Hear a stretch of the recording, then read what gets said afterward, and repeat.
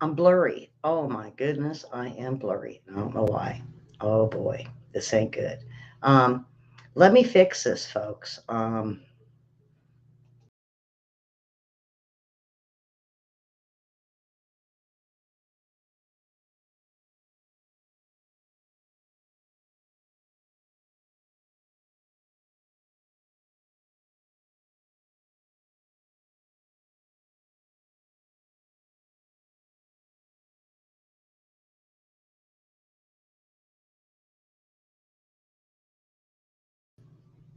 There we go. I got to have myself clear. But boy, I had to fix that real quick. All right, I didn't expect that. Now tonight I could have done news. I could have done everything on the shooters. I could have done everything on the economics and the bank closures. I mean, I had it all set up this morning. This afternoon, I said, no, um, I'm going to tell you guys the truth of Ukraine. And over the years, and I talked to my brother earlier, and he says, I'm spot on this. I wish he could join me, but I told him, nope, I'm going to do this on my own. Karen, now you've been through this story before for most part of it, but I have added things I've seen over the last few years that now it all makes sense why we're at war with Ukraine, why we got the problems with China. Um, so I want to start with, um, boy,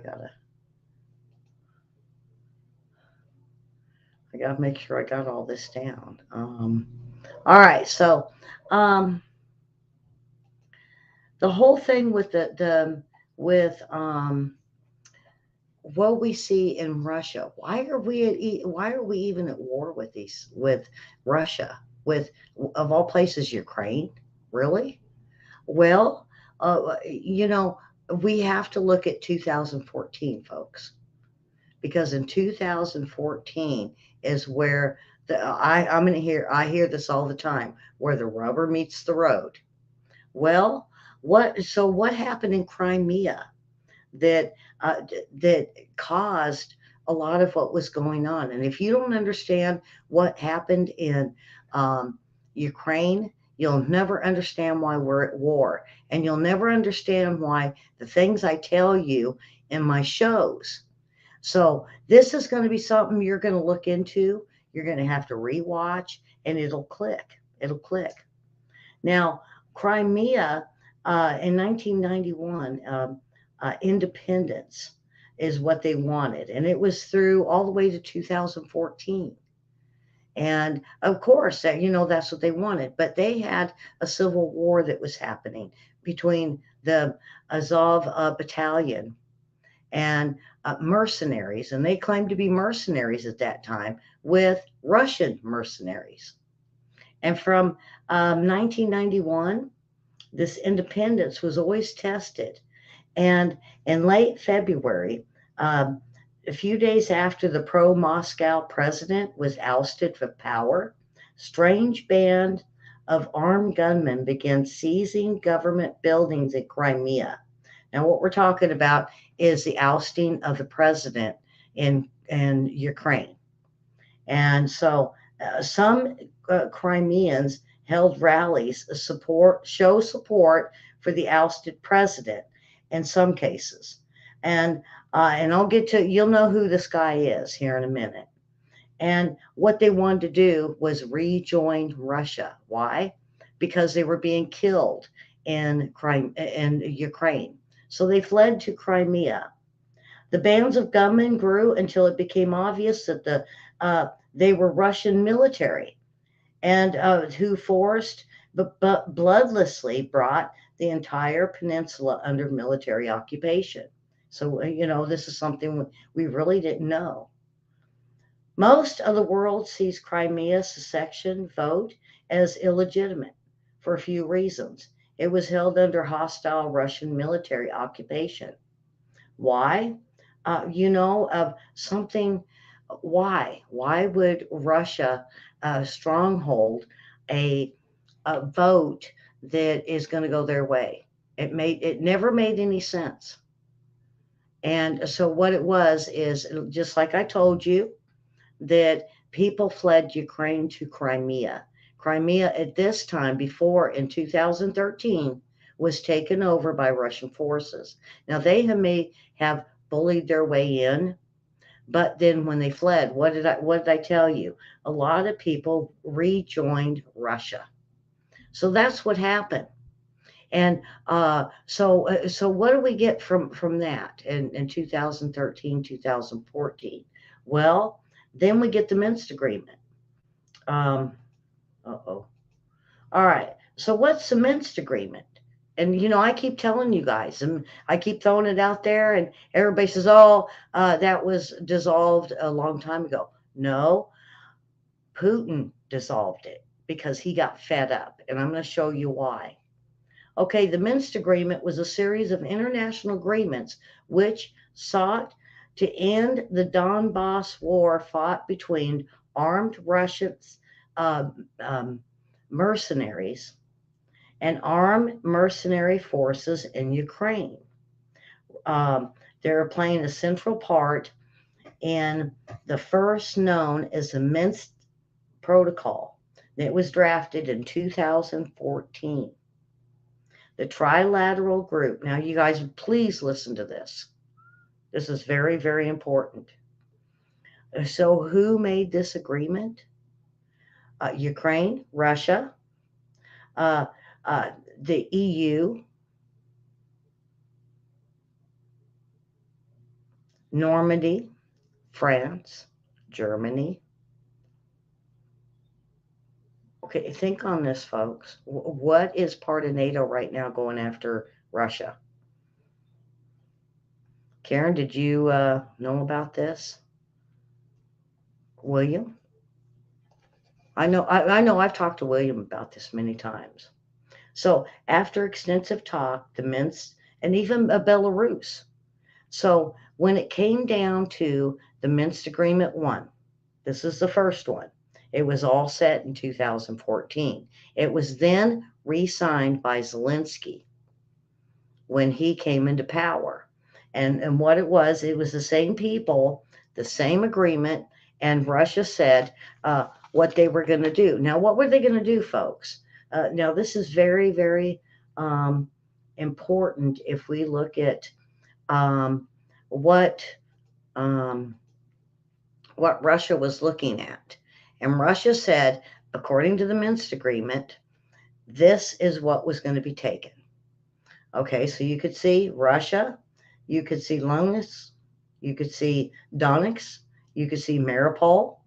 And before the Minsk agreement was signed, when you look at the gray area, you look at the red and yellow line, you look at the green, that is what Ukraine wanted to keep after the fact. This is what Russia was told they could have.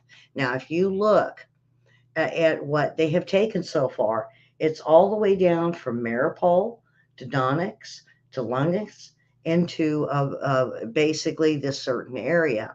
So, why is this really important? That's what I was thinking. Why is this so important? Well, now, um, in 2013, now I'm going to get away from this for a second.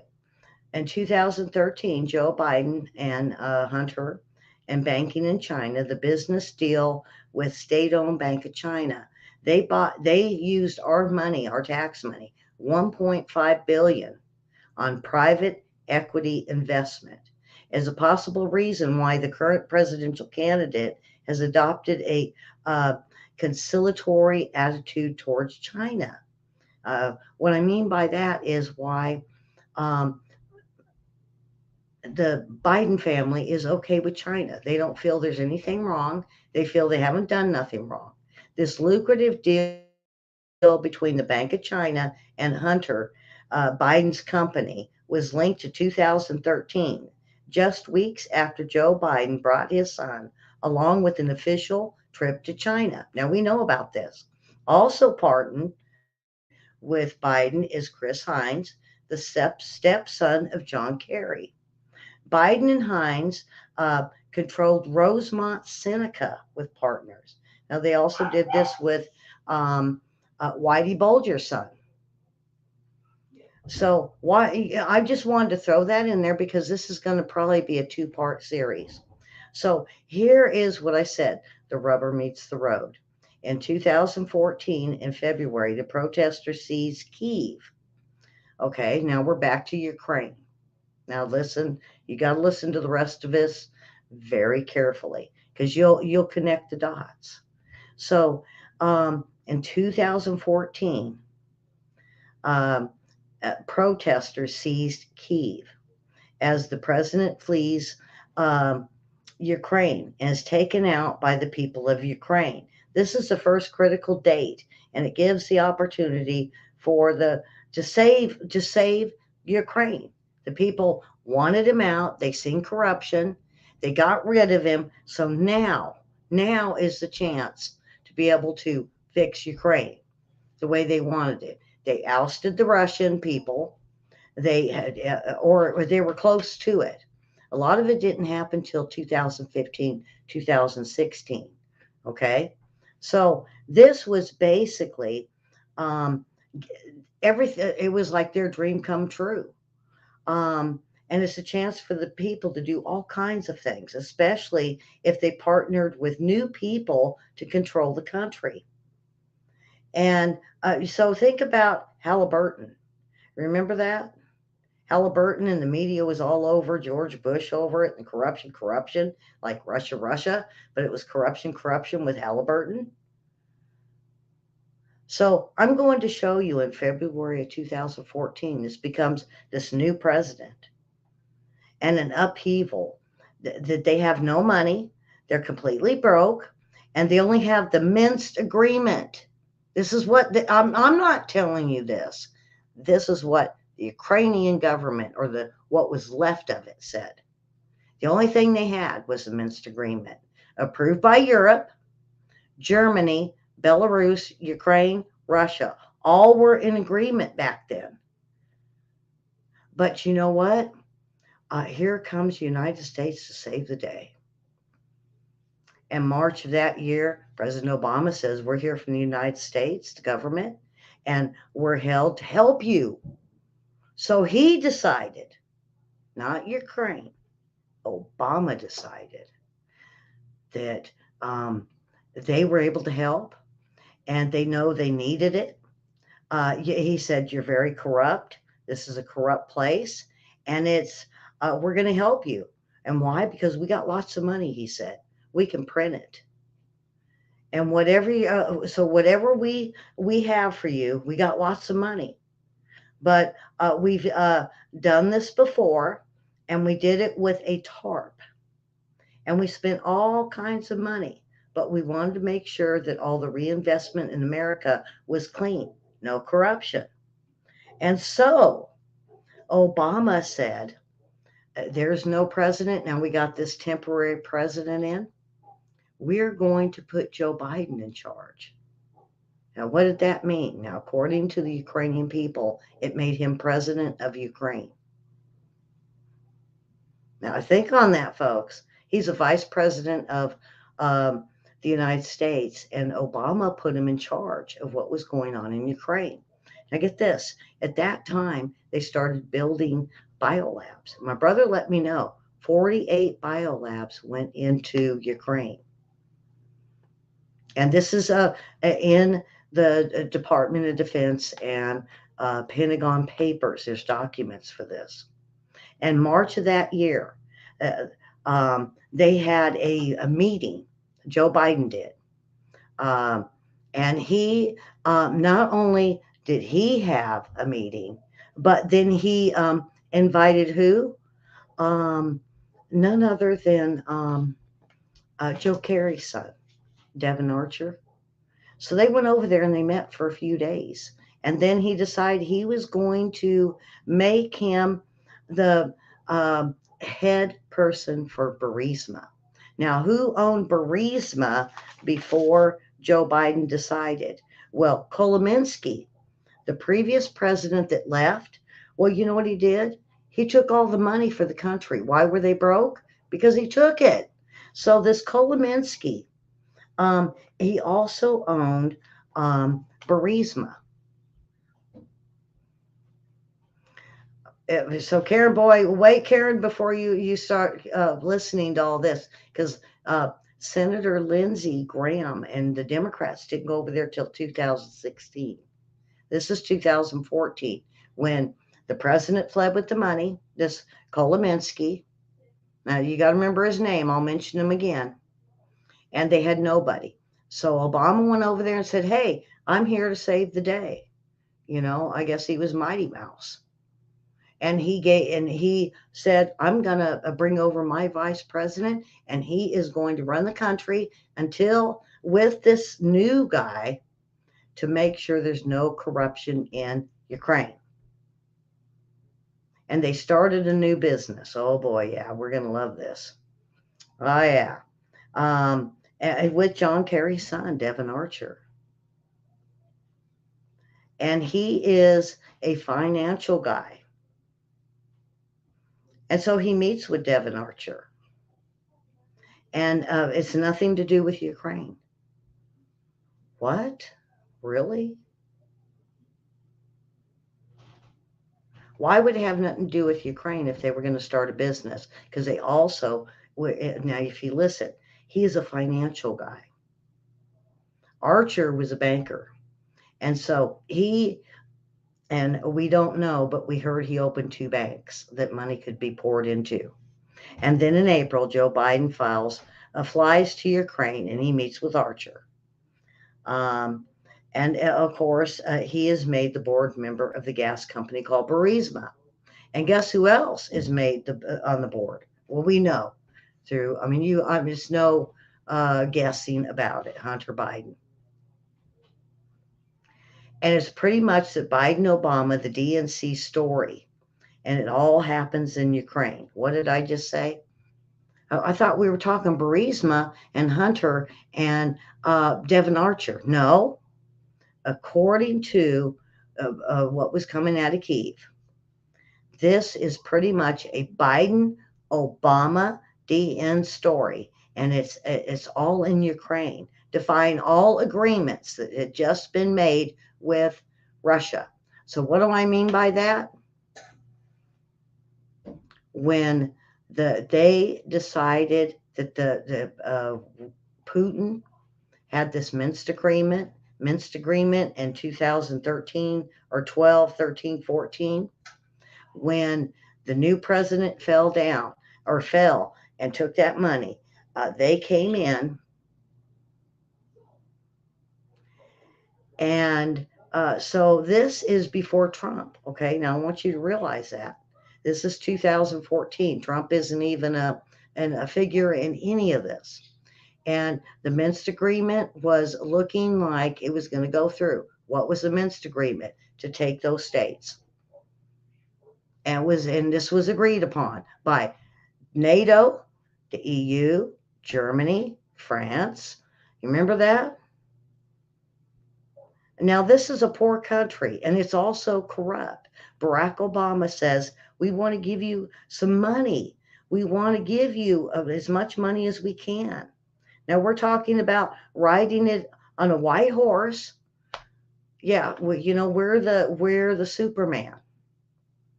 And they wanted to give all kinds of aid to Ukraine. It included $1 billion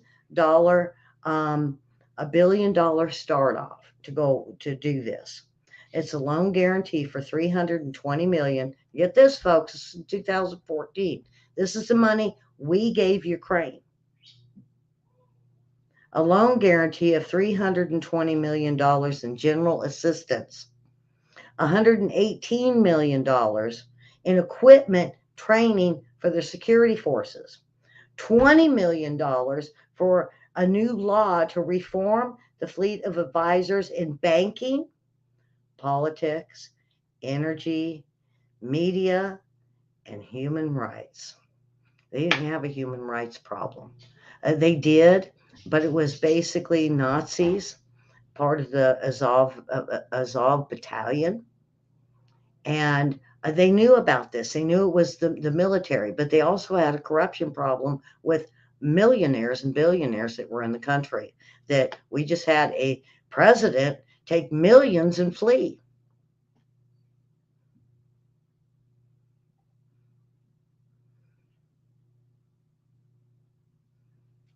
And see why the media is so protected. Now think about this. What did I just say? They're advisors in banking, politics, energy, and the media and human rights. They basically said they were going to pay the media to say what they wanted. That's the dictator. Uh, who's in charge of the country at this point? This one individual they put in, and Joe Biden. Why would Joe Biden want to tell the media what they can and can't say in Ukraine? Because Ukraine is a socialist country, so he could.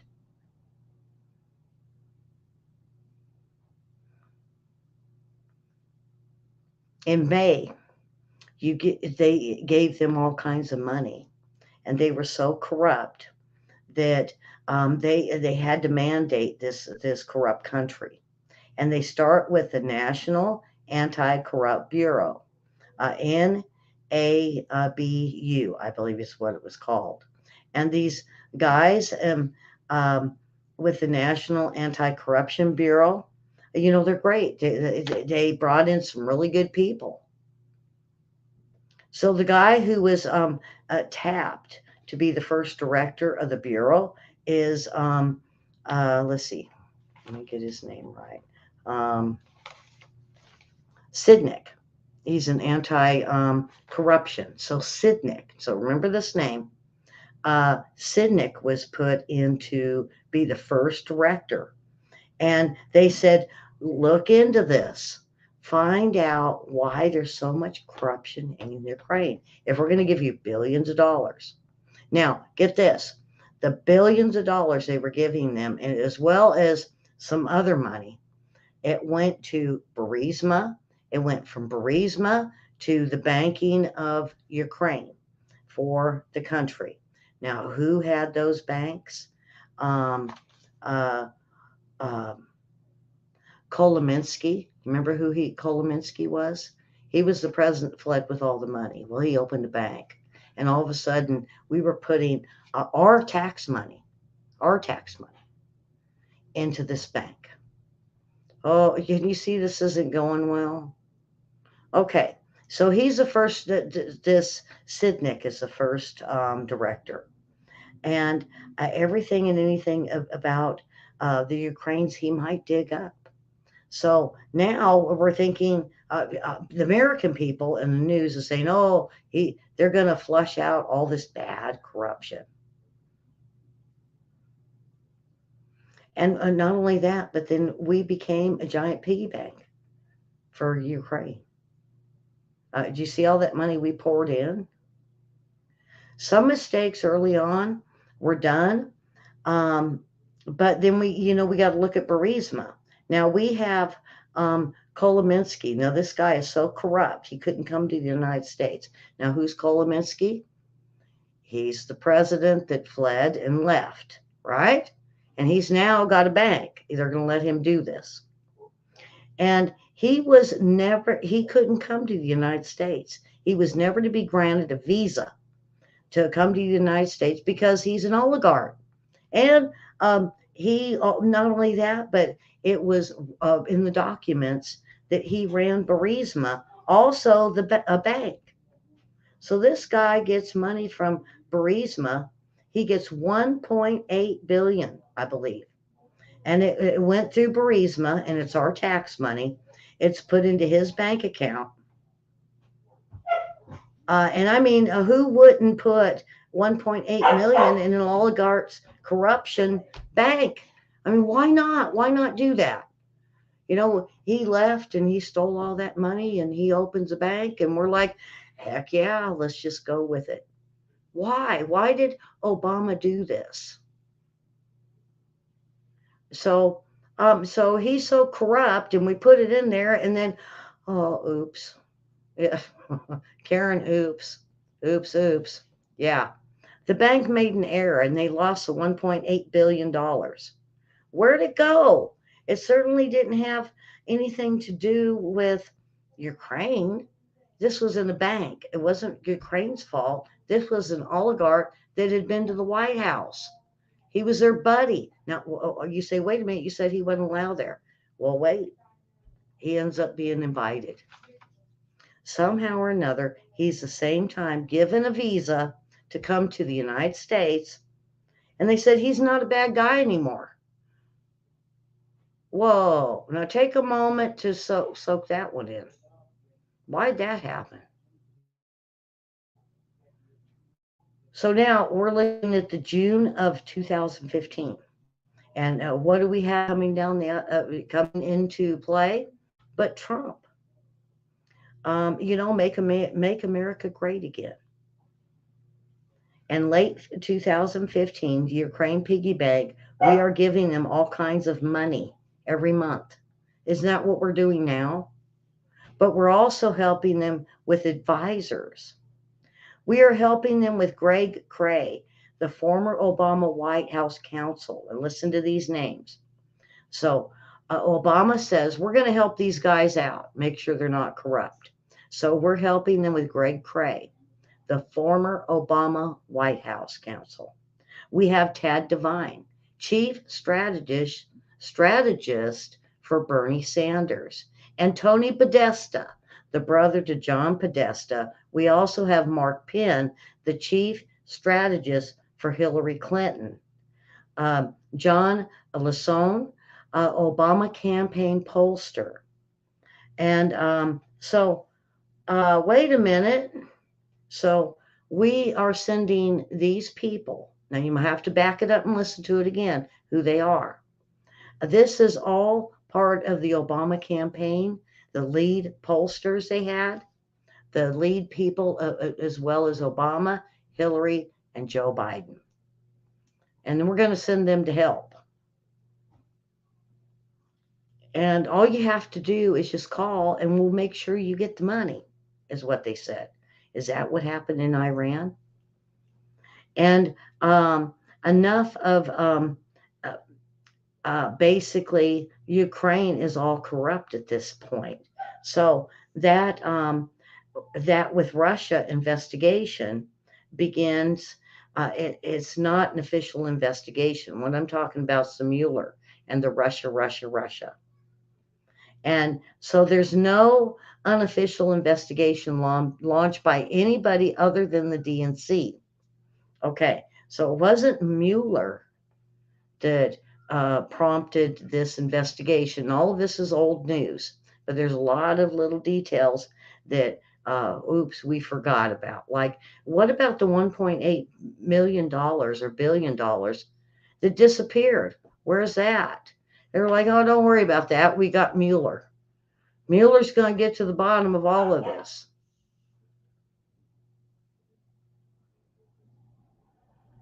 And so it was launched. None other than the DNC. Now, this is where it really gets interesting. So start listening. Back in the U.S. in the late 2015, while all of this is going on, the Democrat Party decides they're going to hire Alexandra Chalupa. You remember Chalupa? Yeah, Taco Bell. Alexandra Chalupa, she's the daughter of a Ukrainian migrant. And she began right after she was hired doing opposition research. Now, she has been a part of DC since 2008. Do you all know that? So what did they do with her? And a lot of people said, well, I really don't know who Chalupa is, but you don't really know who Mifsud is. Mifsud. So about the same time, both of these people are hired. Well, Mifsud, he's dead. He was going to give a deposition. He was going to do the tell-all. Well, you know what? He's dead. Yep. So, Chalupa, she is hired doing opposite research on Donald Trump. And now remember, late 2015, he's coming down the escalator, and the Democrats go right to work in on this to find out the dirt.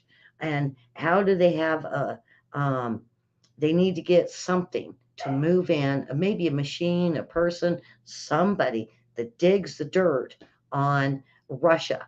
Now, the thing with this is not only me, but Dan Bongino found that when they wrote up how they were going to go after Trump, it wasn't just for Trump.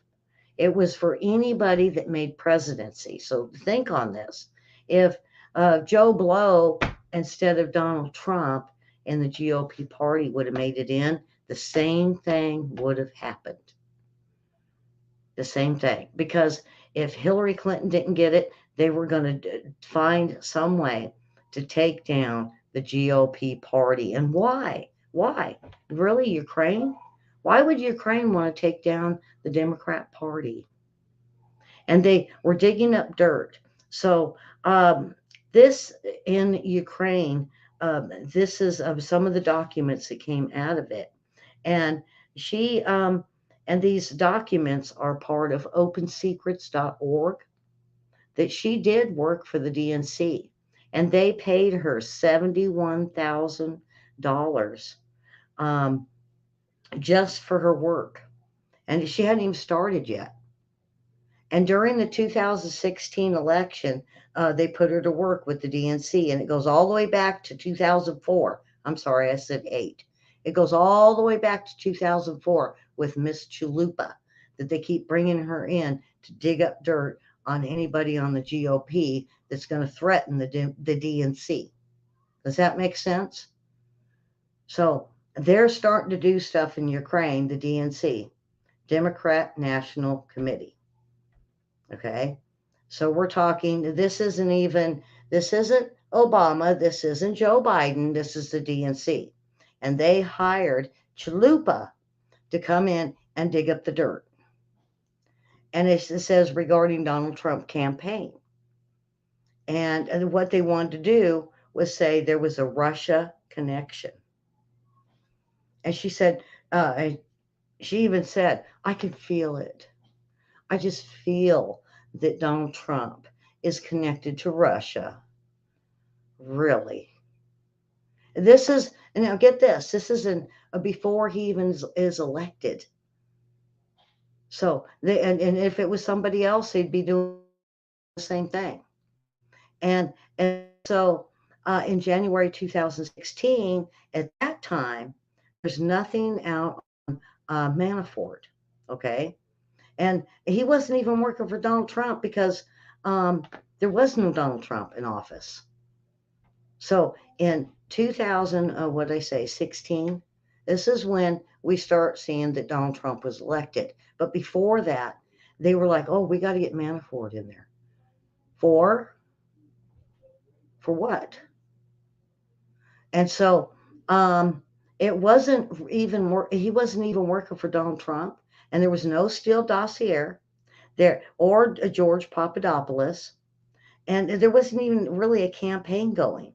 But there was, and there wasn't even a FISA, even Carter Page at this time.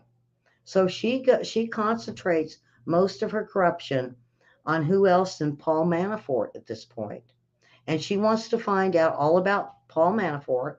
And now Paul Manafort, and you're like, don't let me lose you, because this is when you guys find out what all of this was about, you're going to take a second look at what's going on in this country and why are we even fighting for Ukraine. So please stick with us. So it was all about Paul Manafort. Now, I thought he was dirty back then. When I heard about him, I heard about Mifsud, and I was looking into all that. And then Paul Manafort popped up, and I was like, well, who's this? I knew he was a double agent, and I thought he was clearly dirty. And he was working with now exited Russian-backed authoritarian president of Ukraine, Viktor Yanukovych. And he was elected in 2010 and then forced out 4 years later after a series of mass protests. He was trying to help this guy to get elected.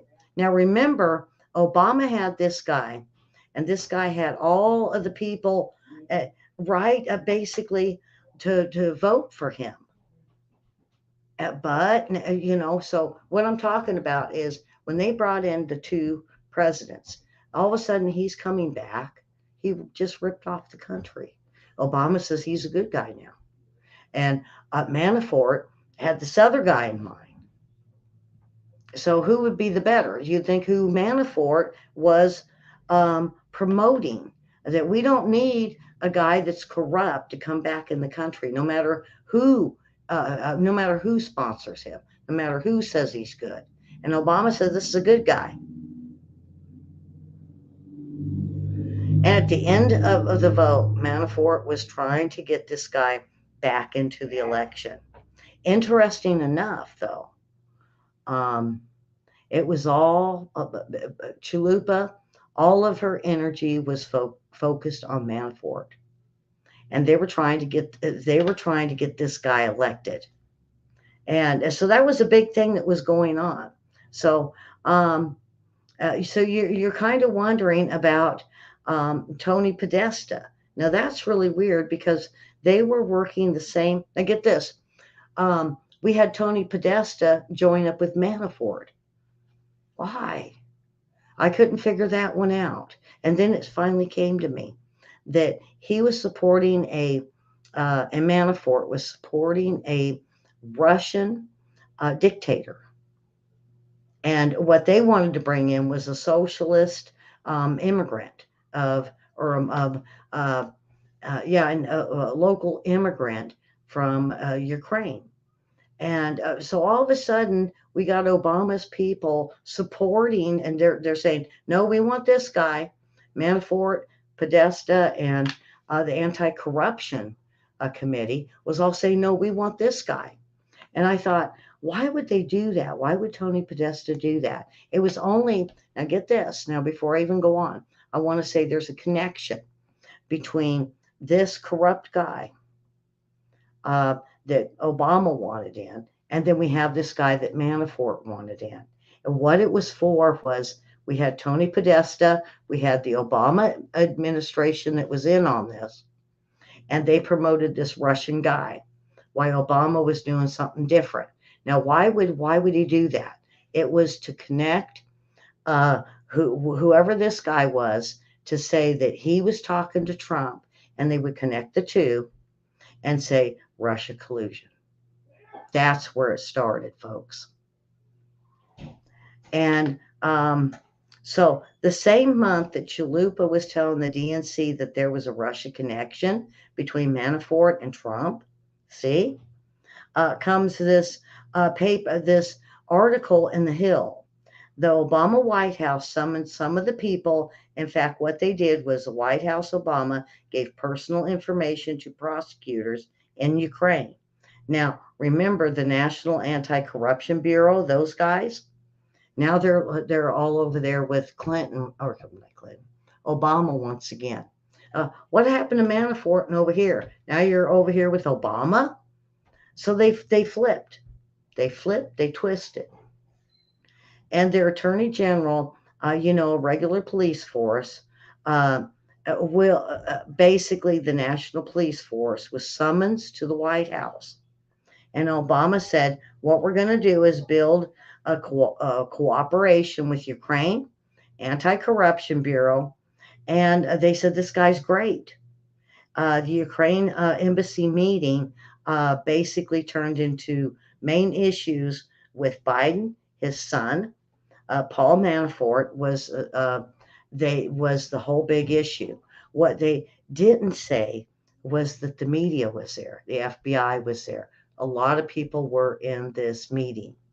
And so and who was the media? It wasn't from Ukraine, folks. It was the United States media. And so Obama was saying, this is what we're doing. This is the program. This is the script, and you're going to be paid well for it.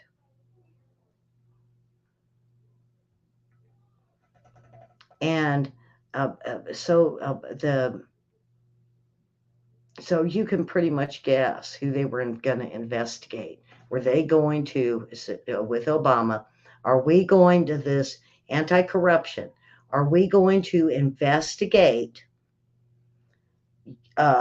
Ukraine, their prosecutors, any corruption that's going on there, or are we going to look at Burisma with Hunter Biden? Well, we figured they'd look into all of it, and they did. This guy was pretty good. And returning back from the Obama administration meeting in Washington, there was a clear message that there was a ledger that appeared in public.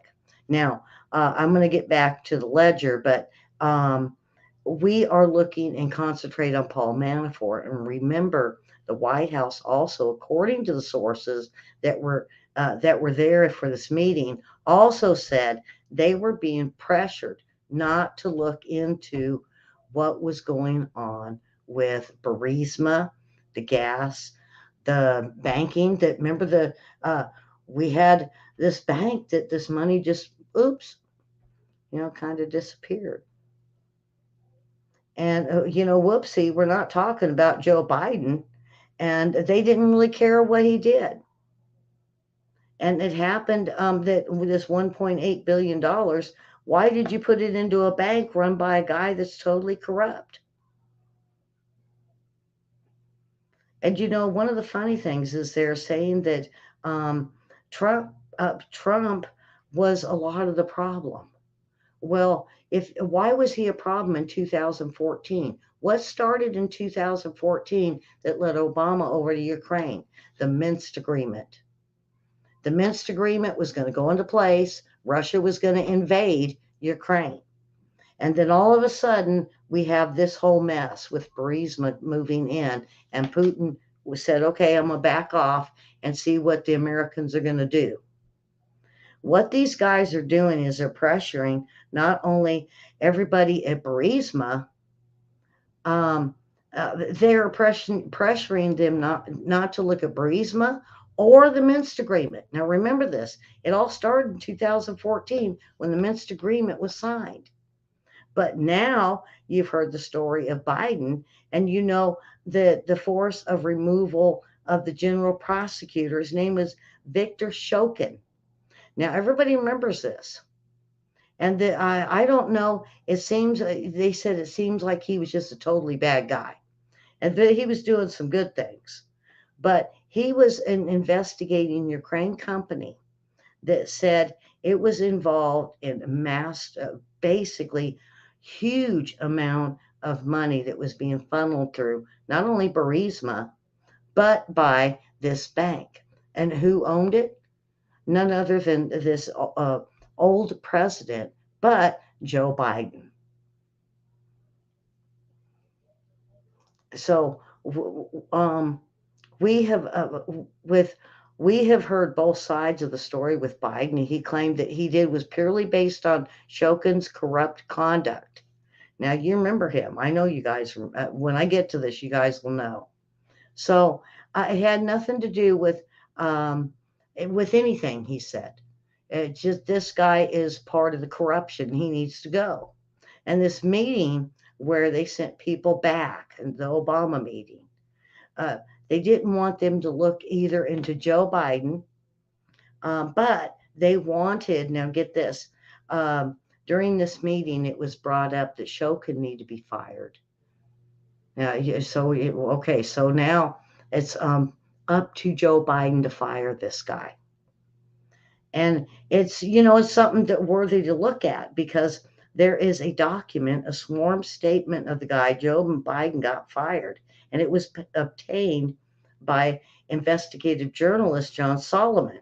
Now, John Solomon, he's been one of the top journalists for 30 years. So both sides of the aisle, all of a sudden, he's being looked at, John Solomon, as a conspiracy kook, when all he was trying to do was bring out the corruption that was going on in Ukraine. Joe Biden's involvement in the corruption of Ukraine was kept very quiet. And when John Solomon started digging, he started seeing that it was still corrupt, and that Shokin had a lot of evidence. Well, So Shokum states he said when he was fired, there had been no complaints. They were saying he was a wonderful um, person in office.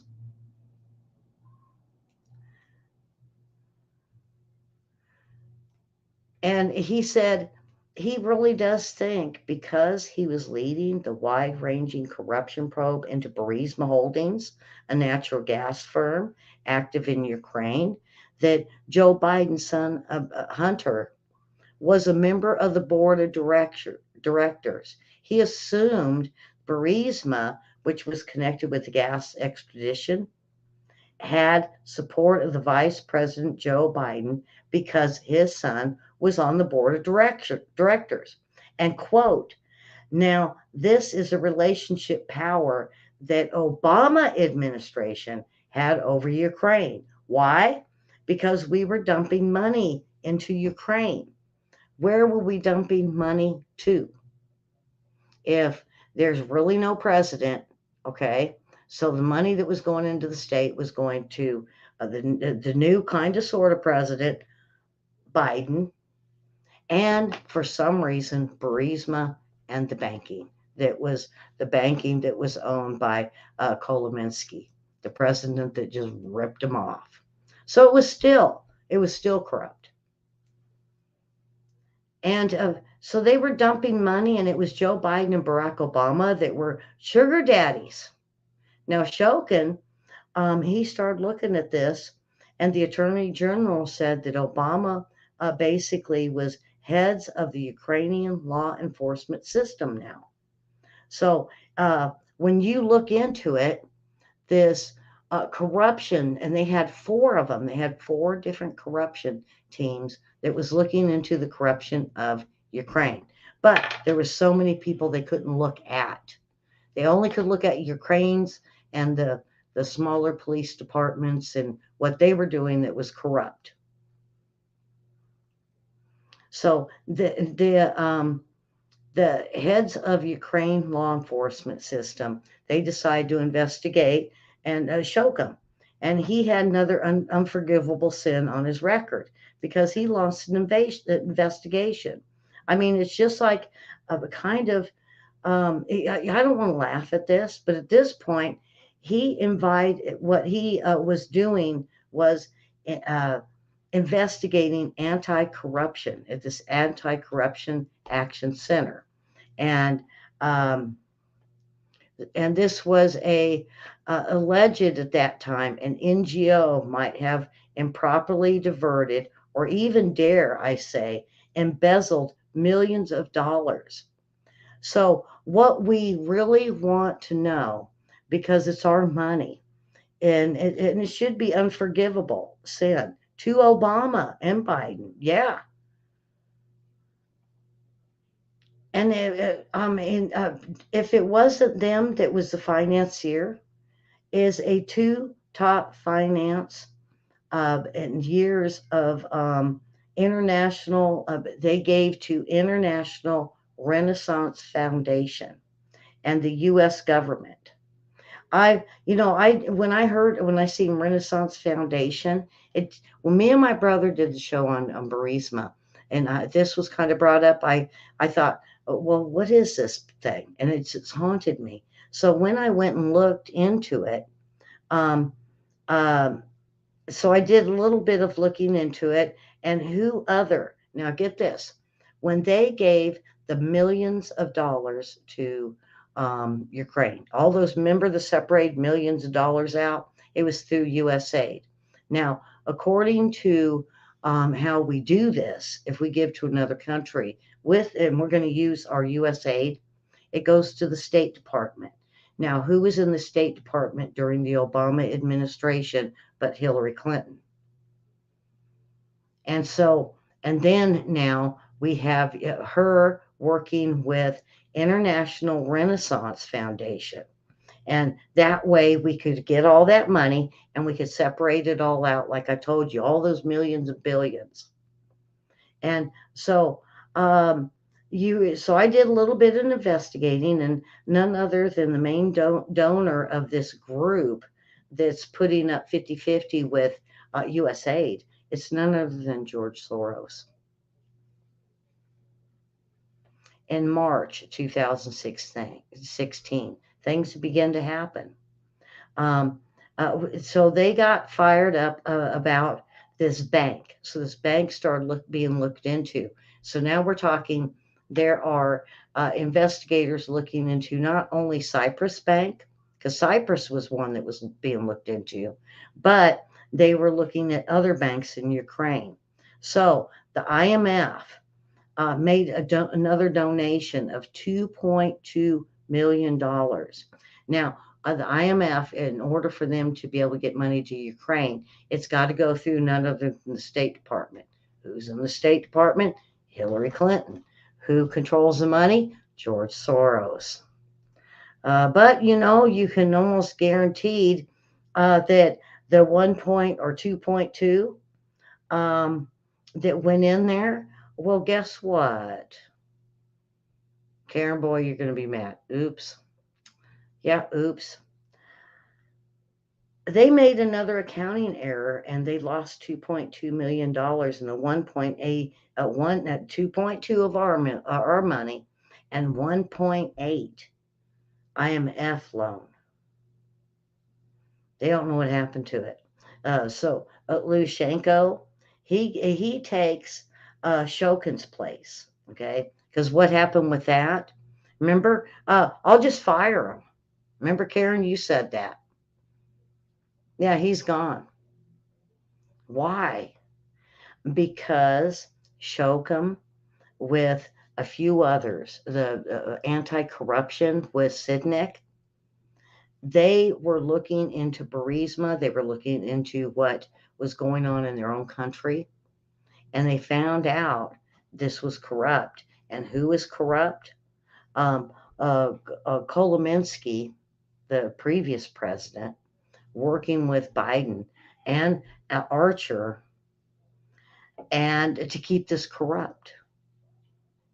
So he takes Lukashenko and it takes Shokin's place. And everybody in the Obama administration, because Obama picked him, he said, this is great. This guy's a great guy. And the month this happened, Paul Manafort got a gift from the gods, from the Democrats, he thought. He decided he was going to go join the Trump team. And when I looked into this, I thought, why would he go from being hardcore Democrats, a double agent for our country and other countries? Why would he? What's the point of a political party for Manafort? But he joined the Trump team. Why? Well, remember I told you just a few minutes ago, there was him, there was Podesta, and Sidnick, and all these people started looking into Burisma. So what did they do? Who are these guys? These are all working for Obama, Hillary, and they were like, if you can connect with the Trump team, we might be able to say Russian collusion. So he decides to go into the Trump team. And they've been setting him up for all these years that this is what they were going to get him. They just needed one. It didn't matter if it was Manafort. It could have been Joe Blow who. It didn't matter. Whoever they could find that was gullible enough to go into the Trump team to start doing a connection between whoever they had and Trump, to connect the two together and say, Russia, Russia, Russia. They've been setting him up all this time. And with the Trump team, they're getting excited about this, everything going on. Trump gets in office and everything's good. But then guess what? They got hit with that impeachment. Now, Chalupa, remember, she's on the Democrat payroll, and she starts working directly with the Ukrainian embassy.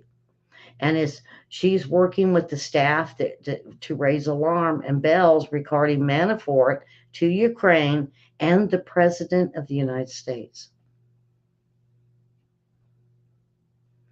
and they started working directly with reporters. Remember what happened with Obama? Hey, all the main reporters in here, and this is what we're going to do, and this is what you're going to say.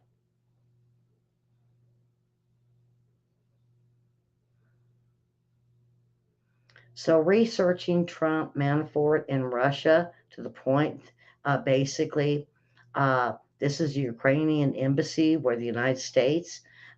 Who else was in there working with them? Of course, the DNC, because an operative or a whistleblower came forward and said this happened. And it's near this time that what they accused Donald Trump of doing, working with the DNC, working, is it getting deep? I mean, I hope you guys are keeping up with what I'm telling you, because we now have Donald Trump. He's doing the work of, and who's against him? The DNC, Obama, Biden, new people they have put in office, the people that were going to set him up for Russia. Now, the DNC did deny this, but the Ukrainian embassy political officer at the time, he said that they were indeed working with Chalupa and the DNC to frame Donald Trump.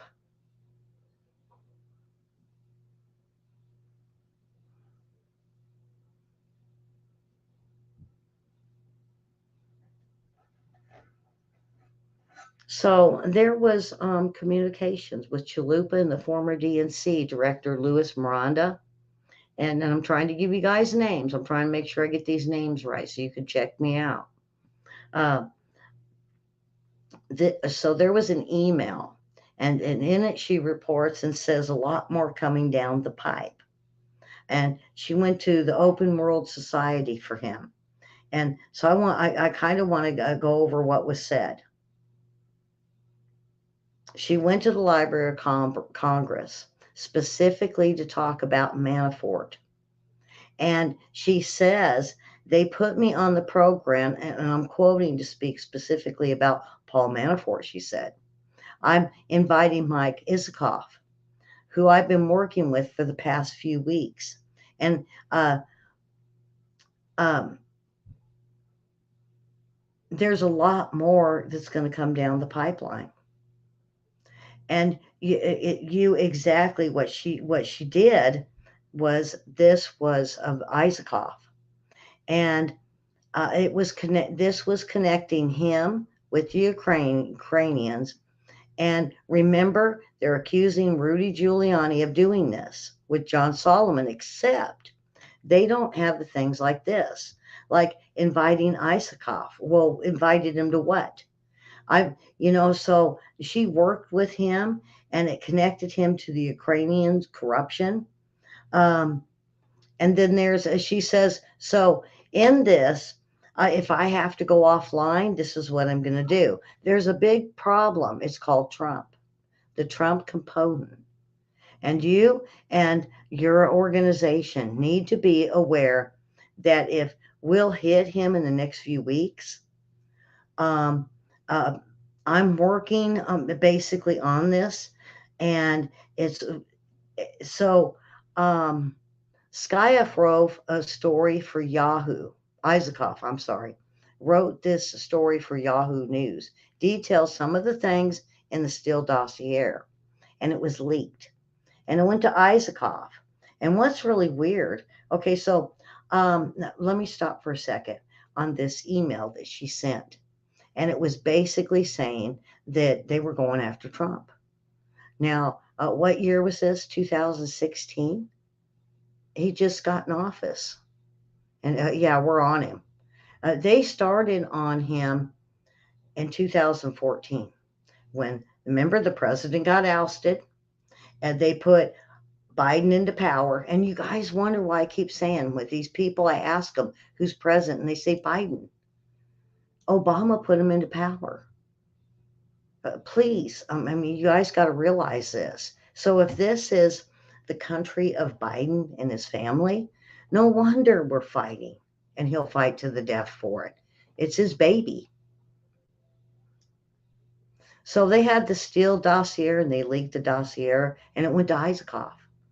And then what's really weird, it was also kind of showed up with the FBI, and it was used as evidence to justify the FISA warrant, remember? Um, and they could find out about Donald Trump because remember, this release is what the Democrats, wanted to have with um, um, the reports they could get from Chalupa and accusing Manafort. Remember, Flynn was even drug into this. And I'm only trying to give you just the basics so you guys can understand this. So you're looking at all these people, anything had to do with Russia, Russia, Russia, right? They were going to go after. At the same time, they hired a Fusion GPS and get to the bottom of Donald Trump. And 1 month later, after the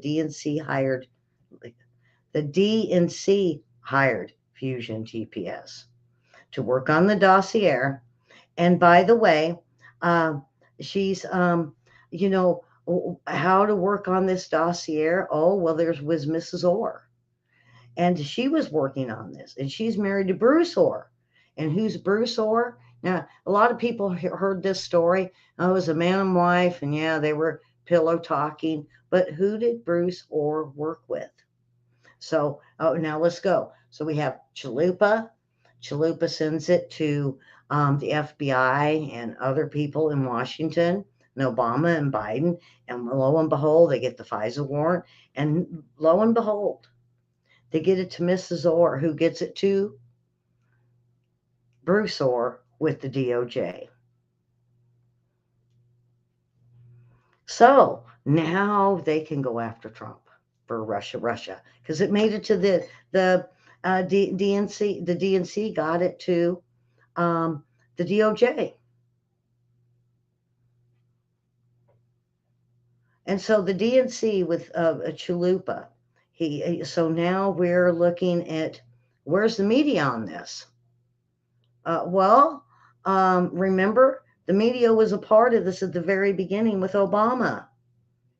Remember, he brought him into the office and he says, oh, yeah, we don't know if he dished out the money, but I think he did. I think he dished out the money and they were going to do whatever they said the corruption was, that was a corruption to report. Whatever they didn't want them to know, then, or the public to know, the media was to keep it quiet. Now you know why we got such a corrupt media. And we find out that the media was a part of this, and it began with Obama, but then the DNC was colluding with Ukrainian embassy to influence what was going on with this election that was coming up. Even more, what was going on to stop the Minsk agreement. Because if Trump got in, Trump was big on foreign affairs, folks. If he got a chance to talk to Putin, they couldn't let it happen. Because why? The Minsk agreement. And Obama administration wanted Ukraine basically in whole, not a part of it. They said, no, we're just going to throw this out. And so eventually Russia said, forget it. Nobody's listening. Now I got NATO on my back. I have the EU on my back. I've got Germany. And what happened to them, what they signed with me? No wonder he got pissed.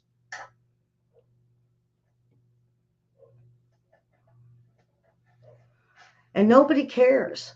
Do you see why with the Obama administration and the whole Russia, Russia, Russia, nobody cared.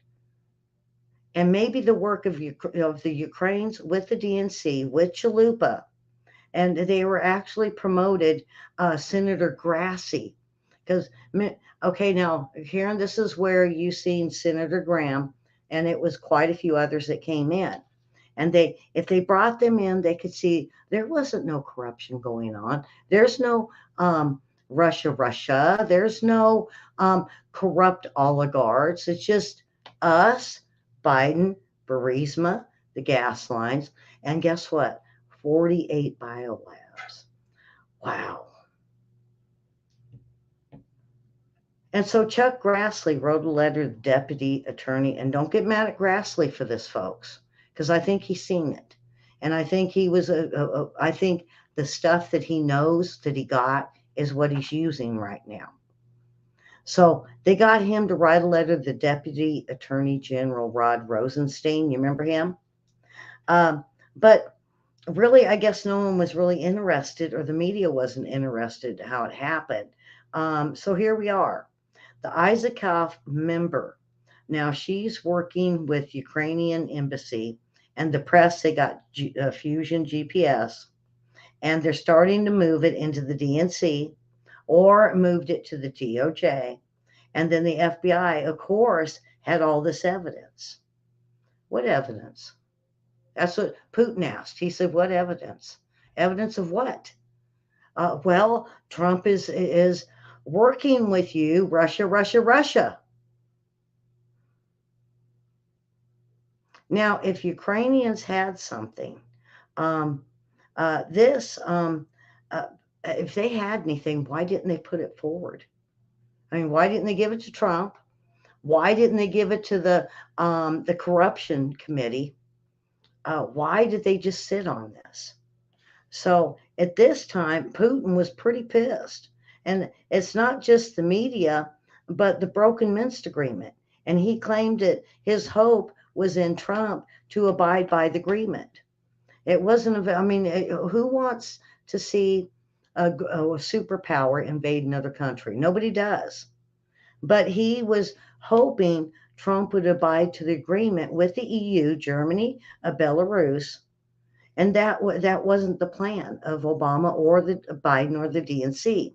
So the Ukraine, uh, basically, uh, when this was going on, and he come out and he said, "This is going on." Putin did, uh, and Ukraine started saying, "Yes, it's true." Well, all of a sudden, what happened? Well, Obama said, "You know what? You guys are getting blankets. Shut your mouth. You're getting blankets. Shut your mouth." Wow. Now you guys know why the blankets happened. And then Trump came in and gave them what they needed, not knowing. Now you know why. Because Ukrainians were starting to say that the Biden administration, the Obama with Burisma, the gas, the banks, the biolabs, they're corrupt. They were so corrupt and they were making millions of dollars. And so Ukraine said, now that Trump's coming in, maybe we might just side with the Russians because look at what they've done. Obama said, "You know what? You get blankets. Shut up." So that brings us to the Black Ledger. You remember that? The opposition research that basically with Chalupa and a guy named Paul Manafort. Forget Tony Podesta and Tad Devine and all that got this guy Manafort, this Black Ledger, and it was released. And so you'll understand as we go on. The Black Ledger was released by Ukraine Anti-Corruption Bureau, both occurring directly in the heat of the election. But now the Black Ledger refers to financial records that were kept by the former Ukrainian presidents. And he, under the table payments, was working to get reelected. Okay, so this is where he, if he kept the Black Ledger and he didn't give it up to nobody, then he would get the Obama and the U.S. money. If he didn't, um, and he sided with the Ukrainians, there would be problems. No under the table payments. So he was bribed. And who was going to pay up? The Joe Biden. And so he's kind of working to get reelected. But then, like I said, Obama had a pick, Manafort had a pick with Tony Podesta, and it was only to burn Trump about being connected to Russia. And this involvement, um, um, this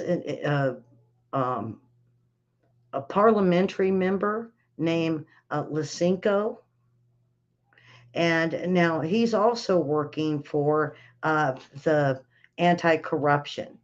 But that was that wasn't really a big part of the Black Ledger. And it doesn't make sense until I get on a little bit further because there was a black ledger and then there was black money. And with the eye, just months prior, they jointly released pages in the letter that showed legal payments or illegal payments were given to Paul Manafort for uh, some kind of crazy idea that they came up with. And just within days, not even hours of coming out, Paul Manafort ended up in jail. Tony Podesta, who was doing the same thing with this Black Ledger. Um, so Manafort gets arrested. Remember, they raided his house? At the same time, they should have done Tony Podesta and this other guy, but they didn't. Well, Podesta decided to close up shop, and he was also in with the 33,000 emails of Hillary, and he helped her hide. This was one of the biggest lobbying firms in the United States. And what? He just closes it up with his brother and says, "See ya, I'm off to where you can't find me."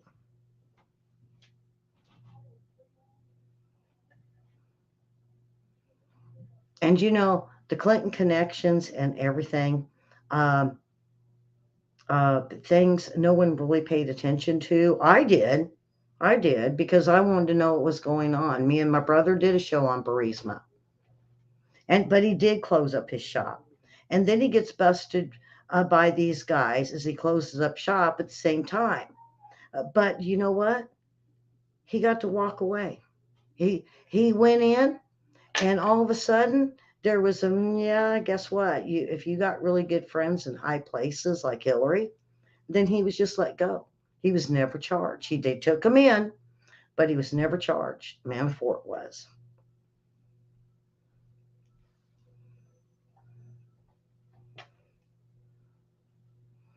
And we are looking that they targeted Manafort since 2014. And if we're looking at 2016 right now with Russia, and they burned Manafort, then all of a sudden Miss Food, uh, Myth Sued, I'm sorry.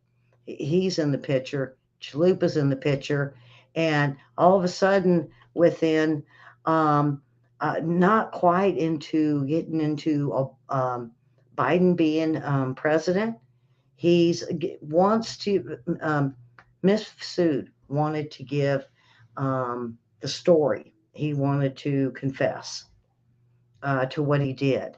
Well, everybody was wondering where he was. His lawyer says he's sick, he's got cancer, he's dying. Well, soon as he gave what he knew, and he's a big part because it's not just this what's going on in Ukraine. It was Russia. It was he was the one that met Don Jr. at the hotel and tried to burn him. Then he seems to pop up in every aspect and every meeting that Obama had with anybody that was corrupt. Biden the same way, Hunter the same way, and even Papadopoulos. He was trying to burn Papadopoulos too. And so this is all Russia. So what does it mean?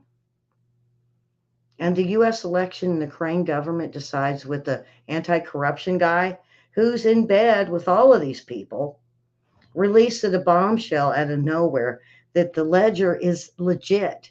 And it doesn't matter. I mean, it matters, but the Ukrainian government did this for political reasons to sink Donald Trump. And okay, so why? Why? I mean, what did he do?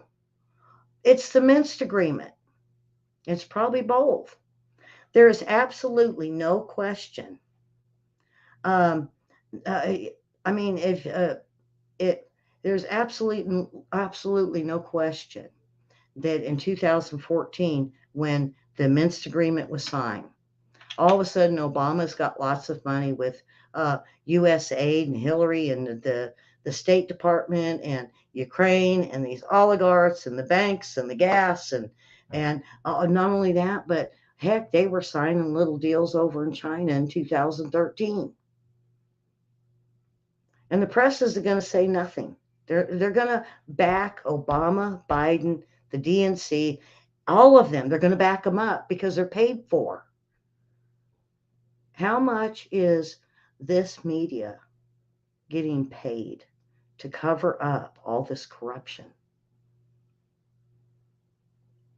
Remember, they're not going to say nothing. And actual documents. There's no conspiracy there. And at the same time, the Black Ledger came out, Barack Obama decides to announce there's a new ambassador in town. Remember Marie Yovanovitch? Remember her? So, Shokin, you're gone. We got Marie. Marie testified during the impeachment hearings, folks, and the hearings. You remember her? There was one lady.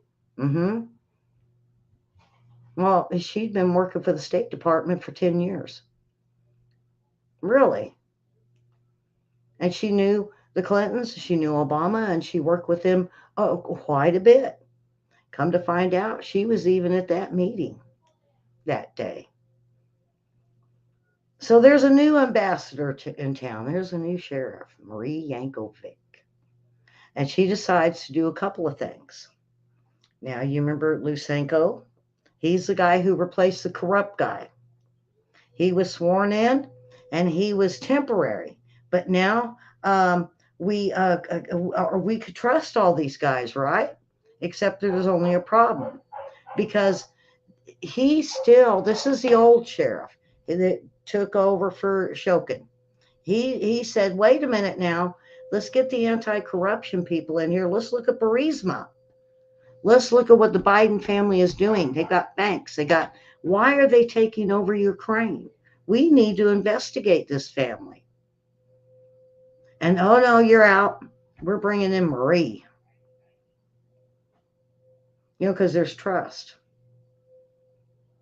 And he still wants to investigate what happened to all that missing money. Hooray. And I even give a salute. I'll give him a standing ovation. I'll clap for this man because he really wanted to find out what was going on with the Biden family and all of this stuff going on. And not only that, but how much money missing. The missing money. So the new ambassador comes in and she says, oh, no, we're not going to do that. And she says, you know what? You can't prosecute quite a few people. And she says there's certain named or even unnamed Ukrainians you can't prosecute. You can't look at Burisma. No, you can't look into that. You can't look into Daddy Soros either, and John Kerry or John Kerry's son. You cannot look into any of the officials, past presidents, or any of those that are still oligarchs in the country of Ukraine.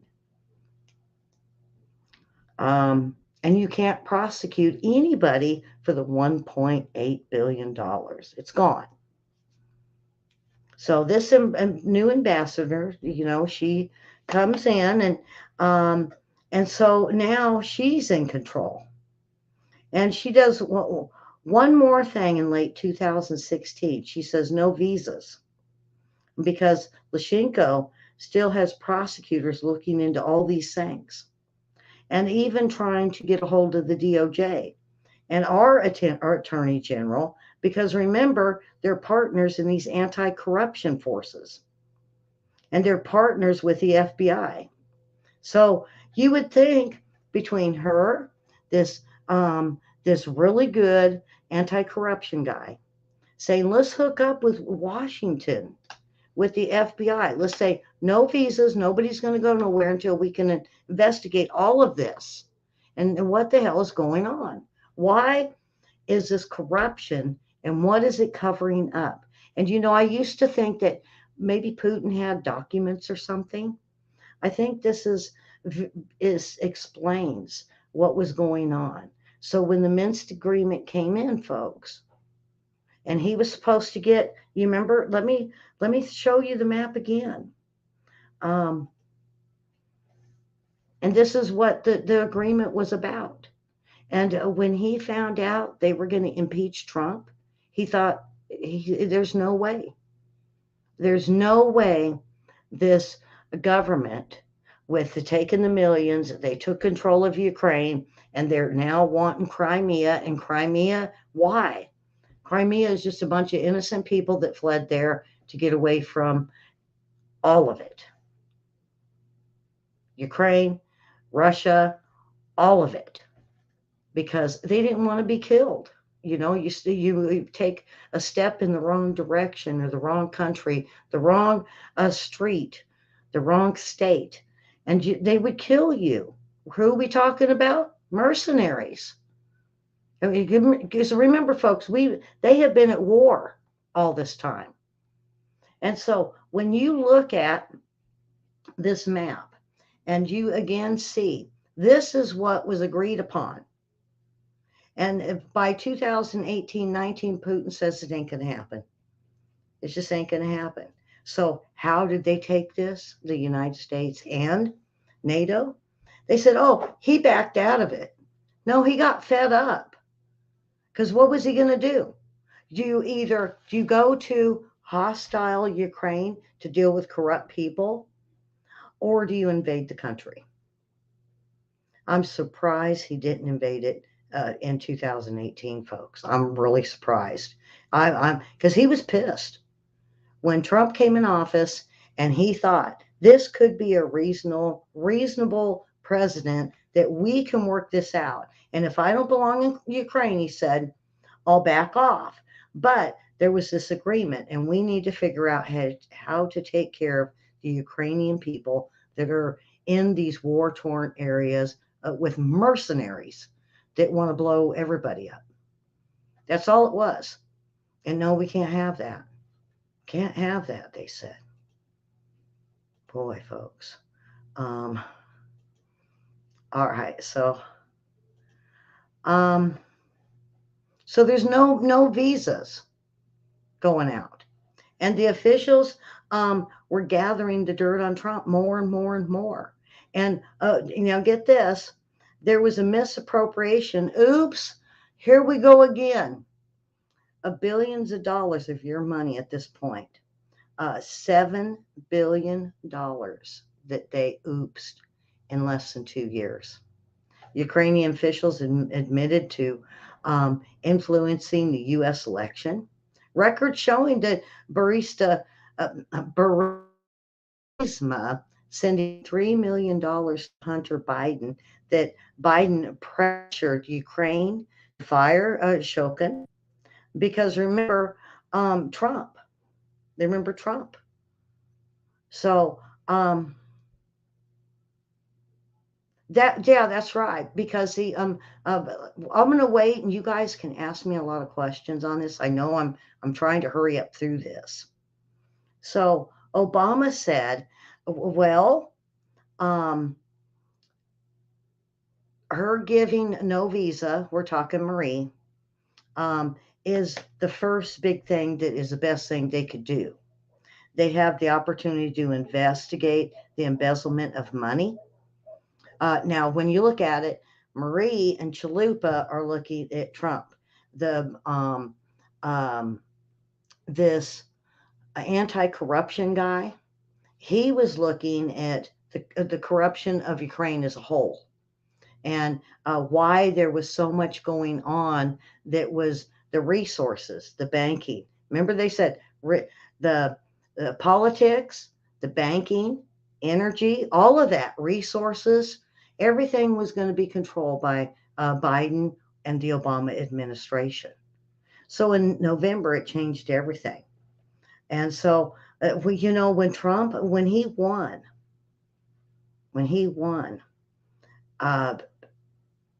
the Democrats, why do you think they had such a meltdown? Oh my God, what do we do? Was that the notes that was handed at the funeral? That he might find out what they have been doing? What have they been doing? Well, Hillary And the Obamas and the Bidens, where have they been doing and what have they been corrupting?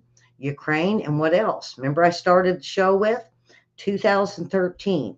They were buying into banking in China. There's a lot of corruption happening.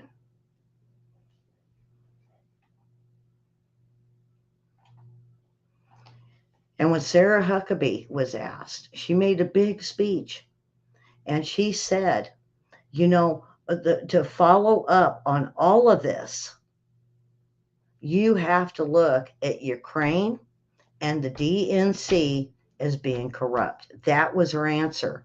And what did the media do? Oh, they were on to, well, how about we talk about tax increases or, let's do anything but what they were talking about. And they said they really didn't expect her to come out with the truth. So now this Black Ledger, in a metaphor, this guy that was part of this is going to jail. The Anti-Corruption Bureau and the head of all of this, Yushchenko, they all go to court and they're convicted and they're found guilty.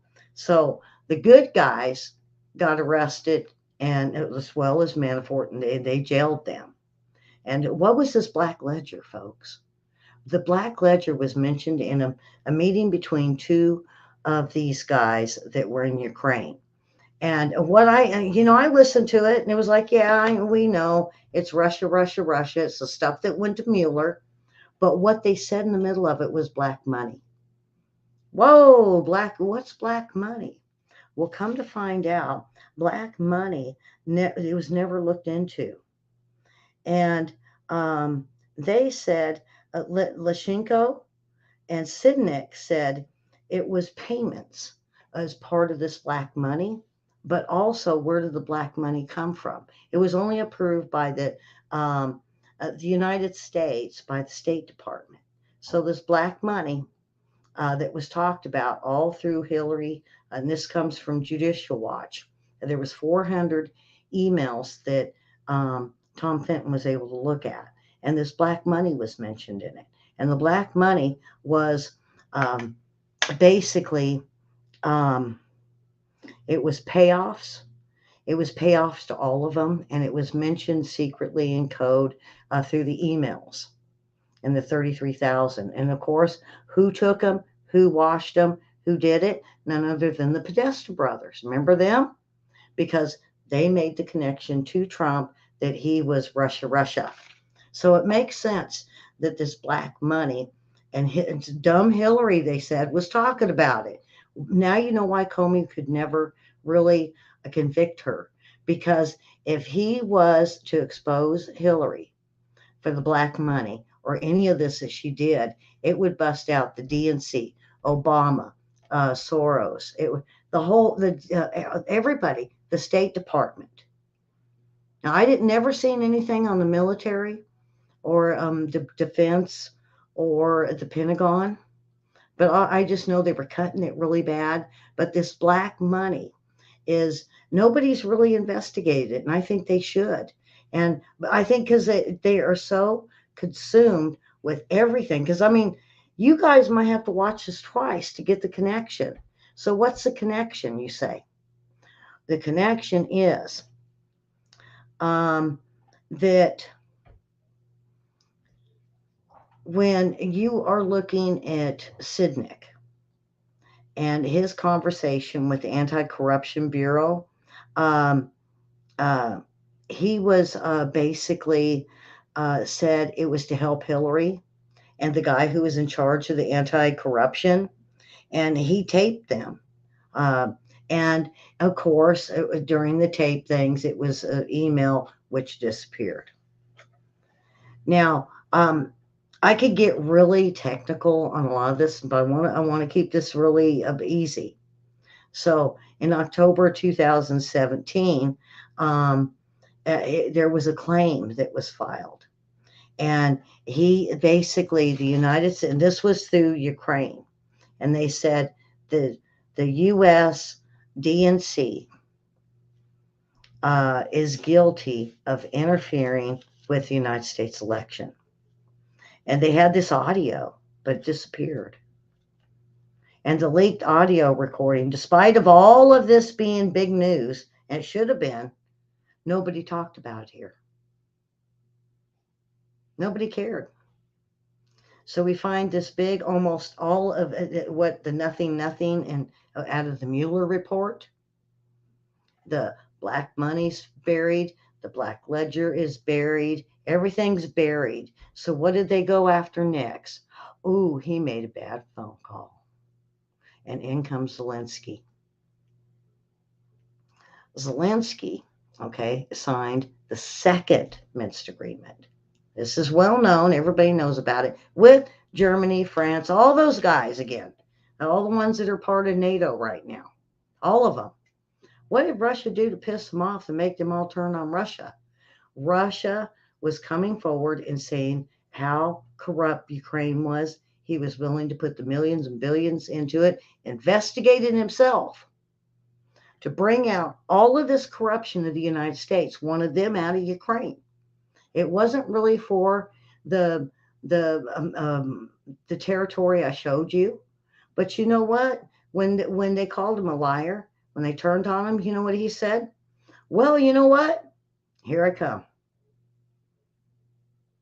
And everybody wonders how come he was so pissed, you know? So, you know, this whole agreement, and then we get Trump in there and they're talking. They're going, oh, goodness, Zelensky, don't say nothing to Trump. Don't tell him about none of this. So that's why they had to listen.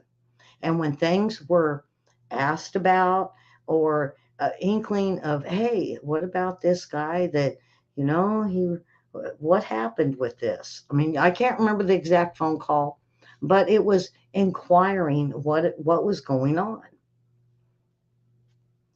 What was going on? And he wanted to find out about this corruption that was going on.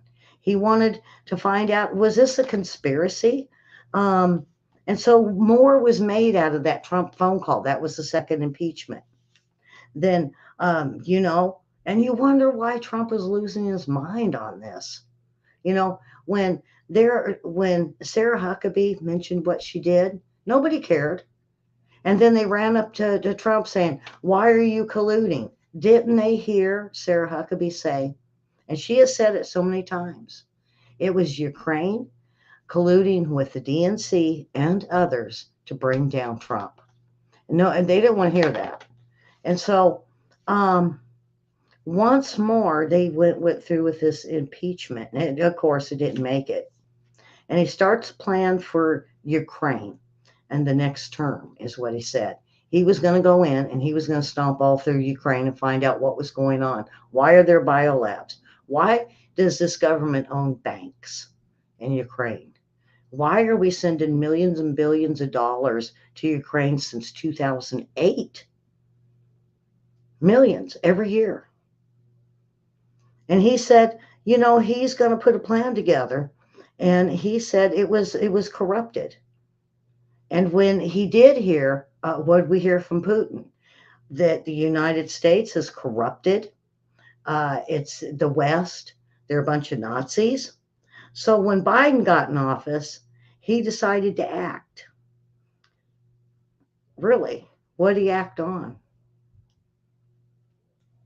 Well, Putin got mad. Putin stomped in.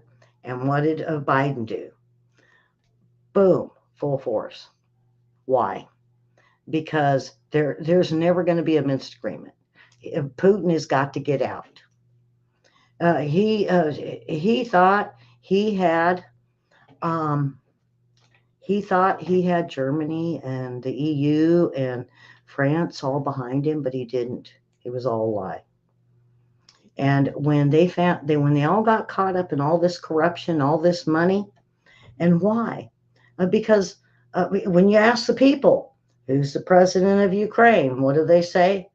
Biden. Is it to seek asylum? This is what's sort of coming out. If they can get in a president and it's run by the United States, which is the DNC, not Chalupa so much anymore, folks, but the DNC, the Democrat Party, and the president that's a Democrat, they can own Ukraine. And Putin's just going to have to go away. He needs to take his stuff and go away. And they want Crimea. Why? Those are people that decided they wanted to become Russians.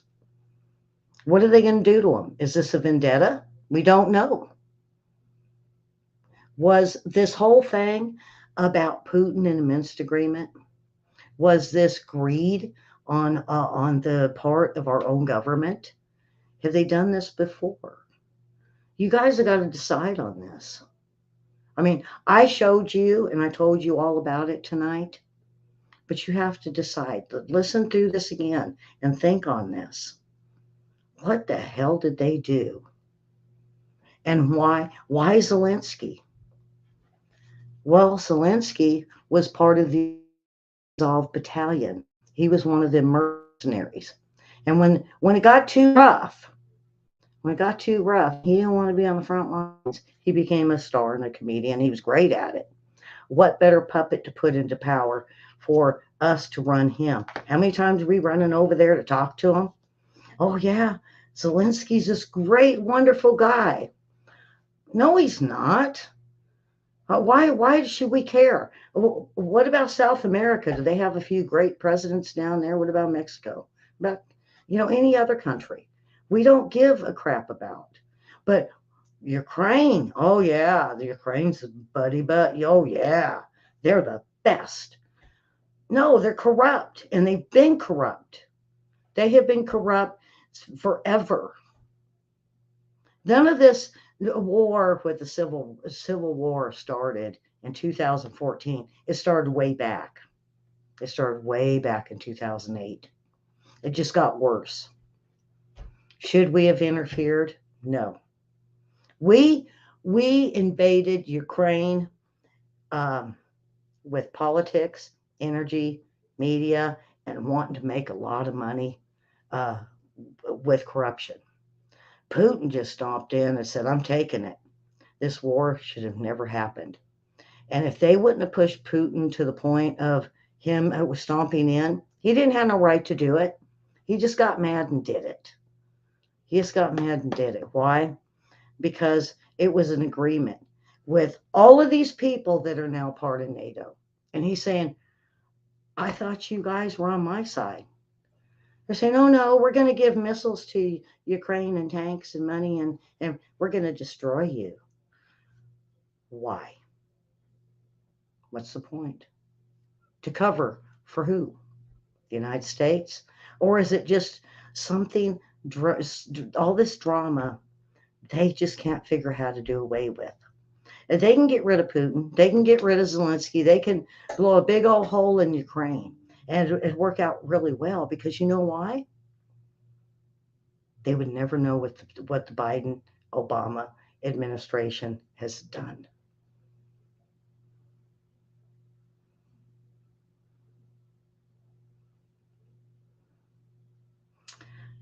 And so that's pretty much it. I want you guys to know about it. And the thing is, it's not just Ukraine. What were they doing in China? Did you hear the 48, in between, I'm going to say 10 to 40 biolabs in Ukraine? What? What are they doing with that many? I mean, that's a whole story in itself. But if we don't stop this family, look at their son. We know it's corrupt. I mean, his family is corrupt as Ukraine is, and they're a big part of it. But then that started in 2014. Why did they start in China in 2013? What was the agenda? Well, I probably got a lot of answers for that too. So more than likely next Thursday, I'll do something on China, folks, that I got to. The stuff I'm holding on to in my own files, it's just, I keep adding, and I keep saying, I'm going to tell everybody about this. And I give you guys bits and pieces. I know I've given you bits and pieces. But now here's the whole story. Share it. Let people know what they've done. Yeah, everybody remembers Chalupa. Everybody remembers Marie. Um, this happened. And as Putin sat from 2014 to 2020, waiting because he thought this agreement and all these countries were behind him, he found out differently when Biden came into office. And then he said, enough is enough. All right. Are they gonna? Karen, I hope they let this by. I didn't say anything that was misinformation, disinformation. Everything, if you Google it, you'll find out it's true. I mean, I had to. You wouldn't believe how bad I fact checked. And I just want to let you guys know what really happened in Ukraine. Why are we at war? Why? This is why we're sending them millions and billions of dollars. They have to have Ukraine. They have to. Is it for asylum? This was something I was just going to mention a few minutes ago. If they could get Zelensky to claim that Ukraine is political asylum, if the next 2024 election or 2028, if they decide to run political asylum, and we can't touch them. All right. If anybody has any questions, please ask. Ask now. If not, send them to investigatornews@yahoo.com or put them down below. Put them down below in the comments. And I'll come back and I'll read them. Because you got to absorb this. Go back through. And if you know who I got a lot of this info from was Glenn Beck. Glenn Beck knows about this. It's not just him. It's Dan Bongino. It's Tucker. He was starting to reveal all this. And then all of a sudden, who's gone? Tucker, Bongino. Yeah. Everybody that seems to want to put this on mainstream media or talk about that maybe Ukrainians aren't what they seem and that Russia is just mad or Russia's getting even. Neither one is right. War is never right. War is never good. And invading isn't good. But you can understand why Putin's so mad. And you can understand why Trump was losing his mind over this. He knew. And what was he going to do? Would the media even listen to him? No. Rudy, oh, thank God. Thank you, Karen. Thank God for Rudy Giuliani because he talks about the same thing. If you listen to Rudy Giuliani and Glenn Beck, start listening to them. What happened with Burisma? You're going to hear the same story. In fact, I think even Glenn Beck's got a chalkboard show on it. Look, watch. I think it's Biden Scandal. Biden Scandal. It's something like that. It's Biden Scandal with Glenn Beck. I mean, I know it's going to pop up if you guys start typing it in. Go watch it. Everything I said, he's going to say. And everybody that's talked about this, Tucker talked about it, even Hannity did. And Giuliani, when Giuliani started talking about this. And then, he got a hold of the laptops, and there was stuff in those laptops, as well as those 400 emails that Judicial Watch got out of the 33,000. With all of that, it proves what I just told you. And if you don't really understand it, go back through and listen to it again. And if you don't, go listen to Giuliani about Burisma. Go listen to Glenn Beck on the Biden scandal. And watch the chalkboard because you'll hear all of this information coming and him putting faces and times and names. And you're going to go, that's what Ellie said. That's what Ellie said. Except for me and my brother did this 4 years ago. When we first looked into Burisma, we said it's crooked as hell. Something's up in there. And we were right. But unfortunately, now we're at war. And we're pouring millions and billions of dollars into Ukraine that shouldn't be.